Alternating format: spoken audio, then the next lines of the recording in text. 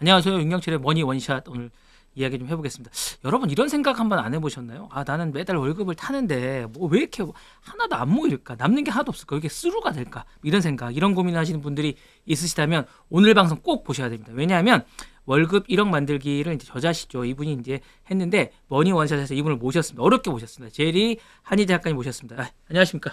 네, 안녕하십니까. 네. 아 정말 잘생기셨습니다.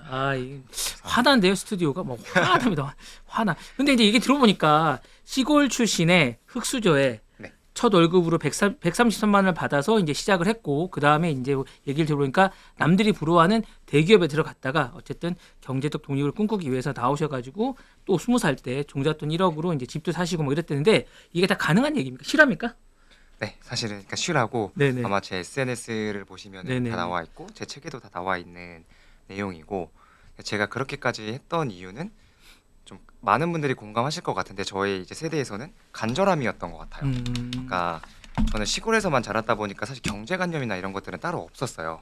그리고 이제 도시에 사시는 분들에 비해서 시골은 워낙 그러니까 비슷하잖아요. 그러다 이제 딱 대학에 왔는데 대학에 오니까 제가 딱 맞닥뜨린 현실이 저는 대학에 가면 제가 대학생 때 이제 하고 싶었던 뭐 미팅이라던가 친구들이랑 뭐 공간 시간에 논다던가 이런 것들을 주로 할 줄 알았는데 현실은 진짜 돈 앞에 허덕이게 되더라고요. 그래서 제가 부모님 댁에서 이제 그러니까 유년 시절을 보냈을 때는 뭐 그냥 공부만 열심히 했으면 됐는데 이제 대학생이 되니까 나가야 되는 월세나 뭐 통신비 그리고 친구들이랑 중간중간에 마시는 뭐 그런 커피 값까지 그게 엄청 부담이 되고 아마 많은 분들이 공감하실 것 같아요. 그래서 저는 약간 내가 이렇게 살면 안 되겠는데 라는 생각에서 재테크를 시작을 하게 됐고요. 그래서 아까 말씀해 주셨던 그런 결과들을 조금 이룰 수 있었던 것 같습니다. 그리고 이제 부자가 되는 첫걸음으로 이제 작가님이 말씀하신 것 중에 이런 걸 얘기하셨습니다. 자, 신용 관리를 해라. 네. 예. 근데 뭐 이게 신용 관리라는 게 뭐 자기 관리를 할 수 있는 건가요? 어떻게 자기가? 그러니까 신용 점수를 관리하는 게 굉장히 아. 부자가 되는 데는 중요하고요. 네네네. 그러니까 그 이유는 이제 재테크를 투자하시게 되면은 이제 집을 사시면서 부동산 대출을 받으실 수도 있고 네네네. 또 하물며 신용카드도 발급하실 수도 있고 네네. 여러 가지 이제 신용이 필요한 상황들이 생깁니다. 네네. 그때 이제 저희를 평가하는 가장 기본적인 지표가 신용 점수인데 이거는 저희가 충분히 관리해서 극복할 수 있다고 저는 생각합니다. 그게 그러면 이제 뭐 저는 이제 이번에 대출을 잠깐 받아보니까 제 네. 느낌에는 뭐 그렇게 안 중요하다 그러던데 그게 중요합니까? 어느 정도 점수가 되면 안 중요한 건가요? 그게?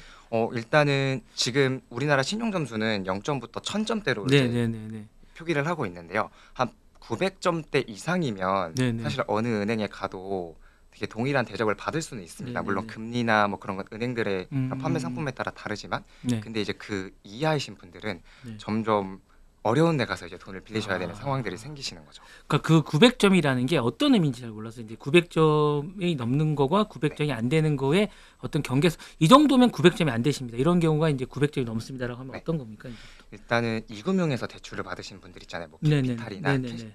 아니면은 그 저축은행 네. 이런 데서 아마 대출을 받으시는 분들은 대다수가 아마 900점 이하이실 거고요. 네. 이 점수는 우리나라에는 신용 점수를 평가하는 회사가 딱 두 곳이 있습니다. 네네네. 뭐 더 있기도 한데 대표적으로는 KCB랑 나이스라는 네네네네. 회사가 있는데 여기에서는 우리가 신용 거래를 얼마나 오래 했고 그리고 뭐 대출을 했는데 얼마나 잘 갚았고 이러한 것들을 종합적으로 점수를 봅니다.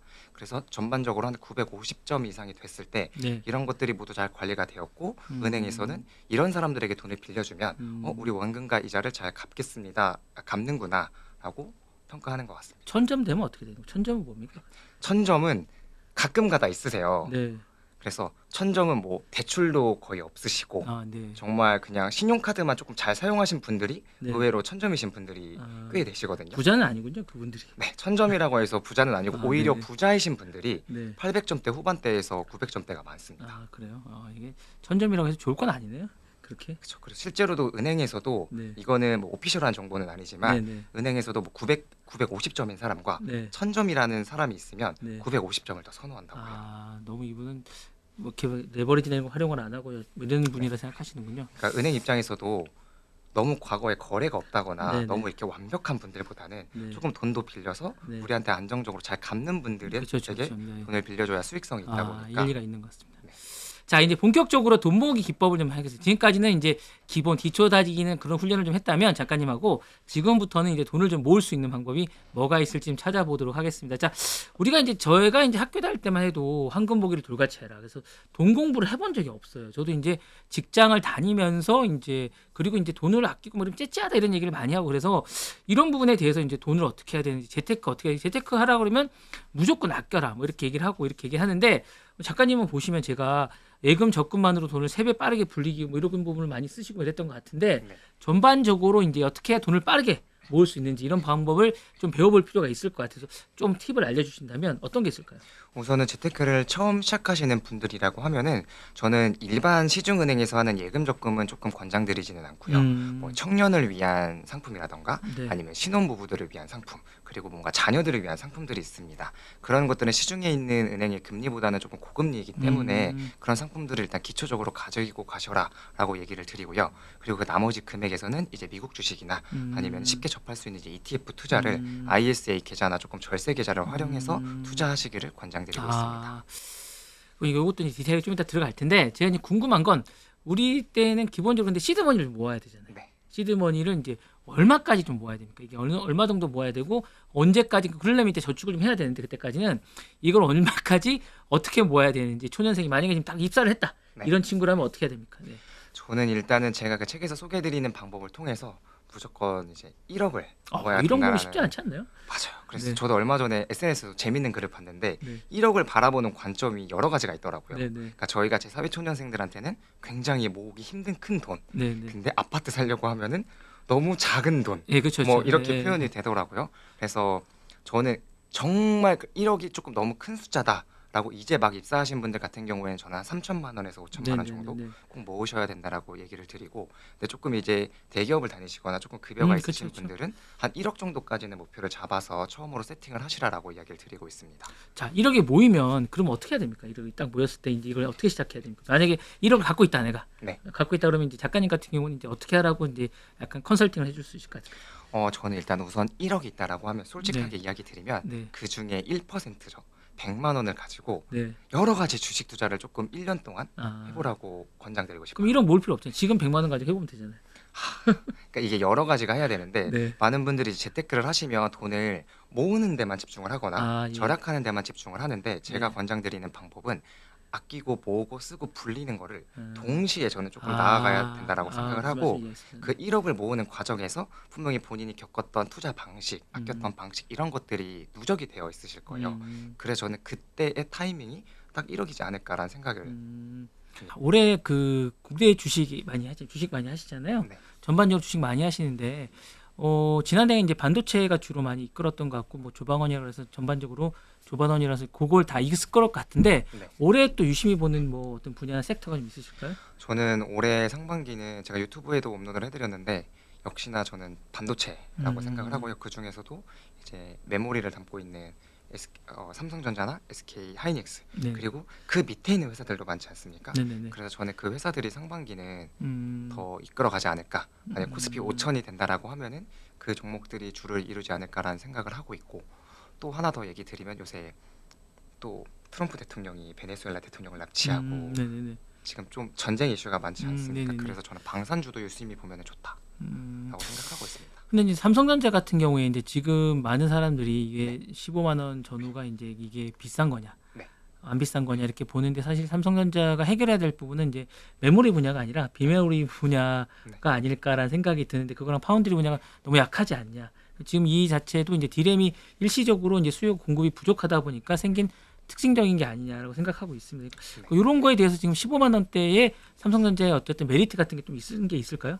그러니까 우선은 그 얘기가 나오는 거는 답을 먼저 얘기를 드리면은 저는 네. 충분히 있다라는 예, 제 예. 생각을 그냥 얘기를 네, 드리고요. 편하게 하시면 네. 네, 그거에 대해서 조금 얘기를 드리면 대한민국 분들은 삼성전자가 15만 원이라는 가치를 원화로 계산했기 때문에 15만 원이라고 되어 있는데, 꼭 아셔야 되는 거는 저희가 2020년도 기준으로 했을 때 지금 환율이 한 35% 정도 올랐어요. 그럼 100불이네요. 네, 그래서 외국인 기준에서는 삼성전자가 지금이 5%? 한 7% 정도밖에 안 올랐다고 얘기를 하고 있거든요. 네네네네. 그리고 실제로 이미 다 아시겠지만 삼성전자는 외국인이 가지고 있는 비중이 훨씬 더 많은데, 그리고 왜 그럼 삼성전자가 이게 가능하냐라고 했을 때는 지금 해외에서도 그렇고 뭐 우리나라 여러 가지 증권사 레포트에서도 그렇고 삼성전자나 하이닉스가 올해 벌어들일 영업이익이 이제 100조를 돌파한다라고 하고 또 어느 매체에서는 또 뭐 140조를 번다라고 맞습니다. 하는데 그러면 얼마나 좋겠습니까? 그래서 그거를 이제 역산해서 계산을 해보면 삼성전자만 그렇게 돼도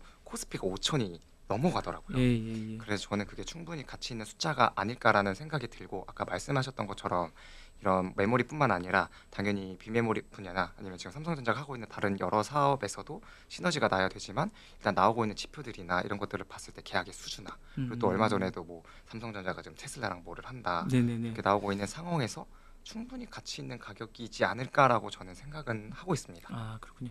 그러면 이제 방산 쪽은 어느 회사를 좀 유심히 보는 게 좋을까요? 우리가 좀 저는 일단 반도체에 조금 집중을 하고 있어서 제가 방산에 대한 주식들을 좀 디테일하게 아직까지는 공부는 하지 못해서 저는 좀 ETF를 위주로 투자를 하고 있는데 이런 말씀해 주셨던 조방원 이렇게 키워드로 떠오르는 업체들은 메인 업체들에 투자하시는 게 저는 제일 안전하다고 생각을 비싼데? 합니다. 네, 메인이라고 이제 비싼 주식을 사라는 말씀이시죠? 그쵸. 뭐 예를 들면 뭐 하나 하나의- 에어로 뭐 에어로스페이스 음. 같은 주식 종목들을 보면 우리나라 주식에 약간 미래는 어떻게 될지 모르겠지만 과거의 패턴들을 보면 이런 뭔가 테마성 이슈가 나왔을 때 메인 1, 2등 하는 주식들이 쫙 치고 올라가는 똘똘한 경향이 한치랑 더 비슷하군요. 네. 강해서 이게 조금 특징이더라고요. 네. 미국 주식 같은 경우에도 뭐 팔란티어가 치고 나가면 그 뒤에 여러 가지 종목들이 수십 가지가 같이 치고 나가는데 네네네네. 우리나라는 조금 특이하게 이런 뭔가 메인주 위주로 아. 조금 나가는 특징들이 있어서 작년에 데이터를 봤을 때도 그렇더라고요. 그러니까 승자 독식이라는 말씀이시죠? 네. 그래서 만약에 잘 이렇게 저 같은 경우에도 아직 방산주에 대해서는 딥하게 분석을 하거나 약간 제가 원하는 그런 데이터들이 안 나와서 저는 개별 주식에는 투자를 못 하고 있고 그래서 근데 또 투자를 안 하면 안 될 것 같으니까 그리고 방산이 더 좋을 것 같다라고 긍정적인 예상이 들고 이런 분석들이 끝나신 분들은 ETF 투자도 저는 충분히 수익률을 달성하실 수 있지 않을까 생각을 합니다. 작가님은 이제 미국 주식 같은 경우는 이제 ETF를 많이 좀 권하시더라고요. 네. 특별히 이제 그 미국 주식 ETF를 종목 말고 ETF를 권하시는 이유가 따로 또 있으신 거예요? 아니면 이게 기본적으로 처음 하시는 초심자들에게 권하시는 그런 건가요? 어떻게 되는 거예요, 이게? 저는 초심자분들에게도 맞다고 생각을 하고 저도 지금 ETF를 꾸준히 많은 비중으로 투자를 하고 있는데 가장 제가 ETF를 추천드리는 이유는 리스크 관리인 것 같아요. 제가 얘기 드리는 거는 만약에 제가 뭐 종목을 그냥 예를 들어서 하자면 많은 분들이 관심 가지는 게 또 테슬라지 네, 않습니까? 테슬라 우리 다 테슬라 많이 네. 하더라고요. 네. 어느 날 갑자기 내일 테슬라에 무슨 이슈가 생겨가지고 네네네. 제가 테슬라에 1,000만 원을 투자를 했는데 네. 50%가 떨어졌다라고 네네네. 하면 네. 제 돈이 네. 500만 원이 날아가는 거잖아요. 날라가는 겁니다. 근데 뭐 테슬라가 뭐 한 10% 비중만 차지하고 있는 ETF에 투자했다라고 하면 다른 종목들이 다 동일하다는 가정하에 50%가 떨어져도 저는 5%만 손실을 보거든요. 맞습니다. 네. 근데 이거는 반대로 수익도 마찬가지이긴 합니다.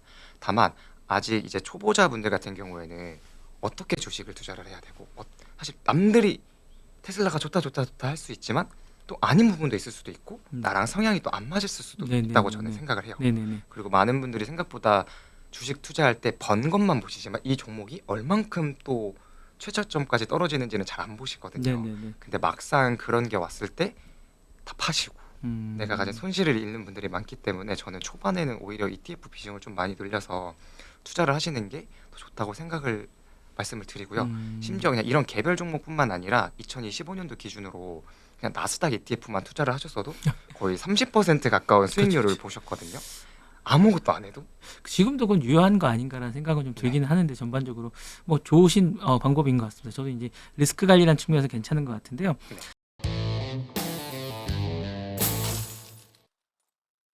자, 지난해 우리나라 화두로 이제 서울 집값이 있었습니다. 올해는 크게 다르지 않을 것 같다고 이제 많은 얘기를 하는데 작가님한테 이제 부러운 것 중에 하나는 20대에 내 집 마련을 하셨다는 겁니다. 네. 자, 내 집 마련을 위해서 가장 먼저 해야 될 게 이제 무엇이고 향후에는 이게 어떻게 될 것이 같은지 이제 시작을 어떻게 해야 되는지 좀 말씀을 좀 해주세요.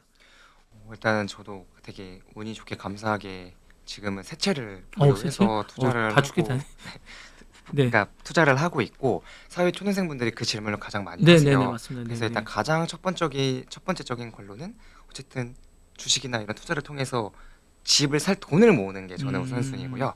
그리고 부동산 같은 경우에는 저는 사회초년생 분들이라면 저는 부동산 청약을 꼭 한번 도전해 보시기를 관장을 드리고 부동산 청약을 저는 제일 근데 먼저 청약이 생각해요. 너무 가점이 너무 높아가지고 요즘에 청약 로또라고도 불리는데 이게 정말 이렇게 청약이 정말 좋은데 어떻게 준비해야 될지 잘 모르시는 분 너무 많아요. 맞아요. 어떻게 써야 될지 잘 모르겠고. 그러니까 이게 지금 결혼 안 하신 네. 뭐 20대나 30대가 청약을 가입을 해서 이게 뭐 25만 원까지가 맥스 돈 도치잖아요. 이거 했을 때 가점이 낮은데 이게 가능할지 이게 좀 약간 의문시되는 게 좀 있지 않을까라는 생각이 좀 들어서. 맞아요. 말씀해주신 것처럼 진짜 젊은 세대분들이 청약 통장을 포기하시고 나는 안 돼라고 해지를 많이 하세요. 네네네네. 근데 저는 제가 이제 청약에 한 2번 정도 당첨을 돼봤기 그래요? 때문에 그래도 예. 좀 얘기 드릴 수 있는 게 그거는 저희가 청약이 당첨되는 방법이 말씀해주신 것처럼 이제 뭐 여러 가지 뭐 무주택 기간이나 부양 가족 수 이런 것들을 포함한 가점제라는 제도가 있고요. 점수를 매겨서 1등, 2등, 3등 네네네. 순위를 매기는 것도 있고 또 한쪽에는 추첨제라는 것도 있습니다. 공공 분양을 하시는 거예요? 저는 이제 사적 분양을 얘기를 드리고 네. 거기 이제 추첨제가 있는데 이 추첨제 같은 경우에는 기본 조건을 달성하는 게 굉장히 쉬워요. 예. 서울 기준으로 말씀드리면은 뭐 연 20, 총 24회 이상 청약 통장에 납입을 하셨어야 됐고 그리고 뭐 서울에 거주한 기간이 이제 2년 이상 되셔야 되고 네네네. 이거는 등본 네. 기준입니다. 그리고 이제 청약 통장에 일정 금액의 예치금이 있어야 된다고 하는데 이거는 웬만하면 대부분 분들이 만족을 하시거든요. 그래서 제가 얘기를 드리는 거는 이 통장을 자격을 만족을 하셨다고 하시면 대부분의 분들이 원하시는 계속 10억, 20억 차이 나는 로또세요. 네네네. 근데 그거 말고도 그러니까 청약에는 우리가 1, 2억 벌 수 있는 청약도 많거든요. 네네네네. 근데 그런 데는 그 얘기 드렸던 그 로또 청약보다는 경쟁률도 훨씬 더 낮고 우리가 충분히 도전해 볼 수 있는 가격대가 서울에는 조금 사회초년생분들이 도전하시기엔 비싸지만 경기도로만 조금 나가도 그런 게 있으니까 저는 그런 청약에 도전을 해보시라고 이야기를 드리고 있습니다. 3기 신도시도 괜찮은가요? 그런 게 그런 청약이? 일단 3기 신도시도 저는 괜찮다고 보고 있고 실제로 제 주변에서도 몇 년 전에 사전 청약했었잖아요. 네네네. 거기에도 많이 이제 하고 있고 많이 했었고 또 지금 이제 여러 가지 3기 신도시 지역에서도 하고 있는데 저는 3기 신도시도 좋고 그리고 뭐 분당이나 조금 이런 데는 많이 비싸지만 맞습니다. 저는 1기 신도시도 괜찮다고 생각을 하고 음. 고양이나 이제 뭐 평촌 네네. 이런 데도 좀 눈여겨 보시면 좋을 것 같습니다. 그러면 대학생들이 지금 청약 통장을 하나 가입하는 게 좋겠네요. 예, 그 무조건 청약 통장은 하나 있어야겠네. 그 4개 통장 중에 청약 통장 들어가 있습니까? 청약 통장은 약간 좀 번외로 해서 그럼 5개를 해야 될 것 같은데 네네네네. 들어가져 있고 대학생분들에게 제가 꼭 얘기를 드리고 싶은 거는 아마 월마다 청약 통장에 뭐 10만 원 이렇게 네네. 납부하시는 게 어려우실 수도 있어요. 네네. 그러면 이 방법을 하나 꿀팁을 알려드리면 청약 통장을 만들어 두시고 해지하지 마시고 가지고 계시다가 내가 이제 회사에 들어갔거나 여윳돈이 생겼을 때 한 번에 돈을 넣어서 그 횟수를 채우는 또 제도가 있습니다. 그렇습니까? 그거는 또 은행에 방문하면은 상세히 안내해 주시고 세팅을 해 주실 테니까 꼭 이 방송을 보시는 분들 중에 청약 통장이 없으신 분들은 우선적으로 개설을 하시면 좋다. 자, 내가 이제 자산이 여러 가지 이제 사람마다 막 다르잖아요. 그래서 재테크를 컨설팅하기 되게 힘들 것 같습니다. 그러니까 본인들이 자산이 각각 되게 많은 사람도 있고 적은 사람도 있을 것 같은데 네. 만약에 자산별로 1억, 5억, 10억이 있다고 하시면 이걸 어떻게 투자하는 게 좋을지. 저는 만약에 1억이 있다라고 하시면 저는 조금 더 주식에 주식을 한 7 정도 가지고 하시면서 부동산 공부를 늦어도 스타트는 하셔야 된다. 공부를 어떻게 합니까? 스타트를? 투자를 안 하는데 사실 가보셔야죠. 임장을 안 하는 말씀. 네네. 요새는 뭐 임장도 직접 가볼 수 있지만 어플이 엄청 잘 돼 있지 않습니까? 뭐 네네네. 네이버도 그렇고 뭐 호갱노노부터 네네네. 해가지고 좋은 사이트들이 있으니까 네네네. 그리고 뭐 강의도 들어보시고 책도 네. 읽어보시면서 저는 조금 부동산에 대한 지식을 조금 쌓으시길 이제 권장드리면서 주식의 수익률을 내셔서 나중에 이제 그 금액이 커졌을 때 3억이 됐다라고 하시면은 내 집 마련하셔야죠. 그래서 뭐 3억 기준이면은 뭐 한 5, 6억 정도 되는 아파트 사실 수 있을 것 같아요. 직장 일단 있어야겠네요. 그러니까 빚을 그쵸. 갚아야 되니까. 그쵸. 네, 일단 직장을 잡는 게 좋은 직장을 잡는 게 중요하겠군요. 그쵸. 네, 이게 보니까 요즘에 이제 월급 차이가 많이 나니까 대기업 다니시는 분들은 어쨌든 맞벌이를 하면 꽤 많이 모으시는 것 같더라고요. 네. 그래서 뭐 그런 부분이 상당히 좋은 것 같은데 그러면 5억이 있다 그러면 어떻게 해야 됩니까? 5억 있다라고 하시면은 일단 지금 상황에서 저는 부동산 투자를 한다라고 하면은 똘똘한 한 채로 갈 것 같습니다. 한 채. 조금 서울에 아직 저희가 알고 있는 뭐 마포, 용산, 뭐 강남 이런 데는 조금 들어가기가 어려운 금액인데 조금 이제 서울 외곽으로 나가면은 충분히 투자할 수 있을 만한 뭐 재건축을 앞두고 있는 아파트라던가 아니면 정말 입지 좋은 아파트들이 아직 많이 있어서 저는 부동산 투자에 한 4억을 쏟고 네. 나머지 이제 1억을 가지고 주식 투자를 또 해서 상급지로 갈 준비를 하지 않을까 생각합니다. 10억이 있다면 어떻게 됩니까? 10억이 있다라고 하면 이제 좋은 아파트를 또 음. 사실 저는 이게 되게 포트폴리오를 짜는 게 중요한데 내가 뭐 1억이 있던 3억이 있던 10억이 있던 무조건 저는 뭔가 한 곳에 이렇게 몰빵해서 투자하시기보다는 10억이 있으면 그래도 못해도 한 7, 8억 정도 들이시면은 이제 정말 괜찮은 아파트 매수하실 수 있거든요. 대출 받으셔가지고. 네네네. 그리고 이제 나머지 2억 가지고 주식 투자하시면 되지 않으실까 아, 권장드리고 있습니다. 결국에는 답은 부동산이네요. 부동산. 결국 모든 건 다 부동산을 가는군.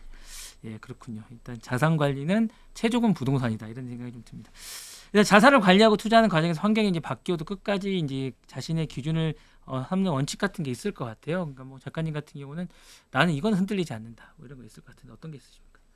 지금 아까도 저희가 얘기를 나눴던 것처럼 저의 원칙 중에 하나는 저는 그 포모에 따라가지 않는다. 아, 그거 쉽지 않은데. 그쵸. 연습을 계속 하려고 하고 있고 사실 저도 이렇게는 얘기를 드리지만 저도 실패 과정도 굉장히 많이 겪었었거든요. 네네네네. 근데 그거의 가장 큰 원인이 조급함이었던 것 같아요. 음, 그래서 저는 그걸 하지 않고 그런 생각이 들 때마다 굉장히 긴 책들을 읽거나 약간 조금 오히려 매체와 좀 단절하려고 노력하고 있습니다. 아니 주식은 포모가 괜찮은데 지금 우리나라 뭐 집을 사거나 이럴 때 이 포모는 어떻게 극복해야 됩니까? 쉽지 않은 것 같은데. 맞아요. 그래서 사실 원래대로라고 하면 네. 지금 기준으로 하면 23년 하락장에 사실 부동산을 네. 사셨어야 되는 게 맞는데 사람인지라 떨어질 때는 주식도 그렇고 부동산도 그렇고 이제 못 사요. 예.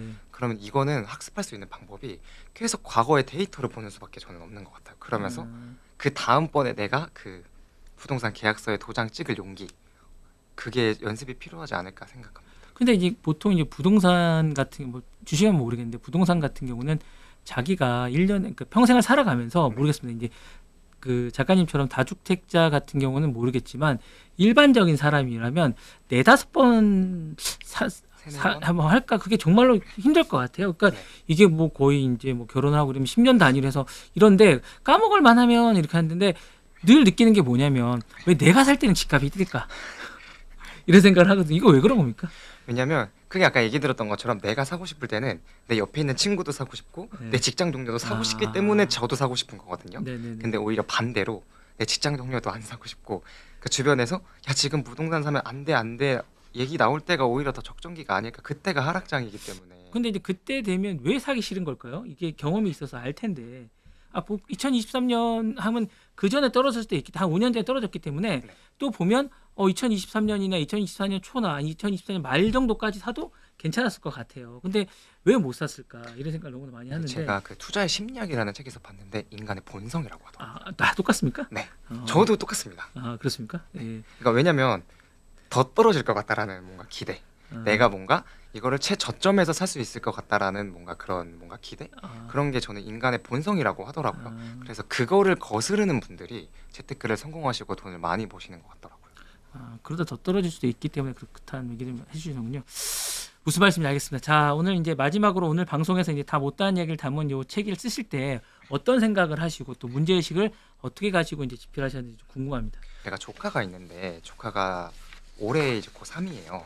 그럼 곧 이제 20살이 되는데 그냥 아까도 말씀 주셨지만 우리나라는 이런 경제나 재테크에 대한 교육이 조금 많이 부족하잖아요. 네네. 근데 그런 준비가 안 된 상태에서 이러한 친구들이 사회에 나와서 부탁드린 현실들이 제가 겪었던 현실들이 너무 힘들고 어려웠었어요. 그러니까 꿈도 되게 많이 포기했어야 됐었고 돈 앞에서 좌절한 경험들이 많았는데 저는 이제 이거를 막 시작하려고 하시는 제 조카 같은 어린 친구들 그리고 회사에 다녔지만 월급은 받지만 이런 것들이 관리가 안 돼서 내 집 마련도 꿈꾸기 어려우신 분들 그러니까 모두가 조금 이 책을 보고 제가 했던 방법들이 100% 정답은 아니지만 조금 이런 방법들을 통해서 누군가 저도 그때는 좀 길잡이를 해줬으면 좋겠다라는 생각을 했었거든요. 그래서 조금 그런 마음을 근데 요새 강의나 이런 것들이 생각보다 가격들이 있으니까 근데 또 이런 초년생분들은 그런 강의를 듣기에도 비용들이 부담이세요. 네네네. 그래서 조금 이런 2만 원이 안 되는 책에 나의 이런 방법들과 노하우들을 좀 담아서 이분들에게 조금 도움이 되고 싶다라는 마음으로 책을 집필을 했고요. 그래서 언제나 저는 얘기를 드리는 얘기지만 항상 꼭 얘기 드리는 게 저는 경제적 자유를 달성을 하고 가장 나다운 사람, 그러니까 가장 나다워지기를 바란다라는 메시지를 꼭 얘기를 드리고 있거든요. 그래서 많은 분들이 꼭 큰 금액은 아니더라도 뭔가 이 책을 통해서 그런 경제적인 자유에 조금 더 다가워지기를 바라는 마음으로 책을 집필했습니다. 예, 자 오늘 머니 원샷 여기까지 마무리하겠습니다. 지금까지 한희 작가님과 함께했고요. 또 별 수 있으면 즐거울 것 같습니다. 감사합니다. 네, 감사합니다.